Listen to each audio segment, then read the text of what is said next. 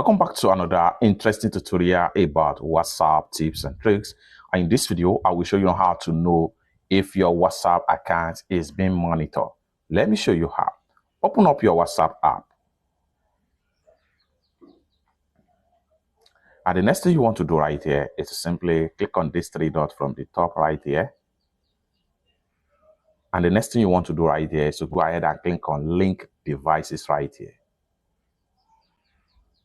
And it's going to take you right here. If you find out that and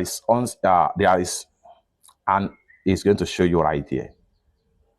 And it's going to take you right here. At this point here, if you find out any devices that is not recognized by you, it simply means that someone is monitoring your WhatsApp account.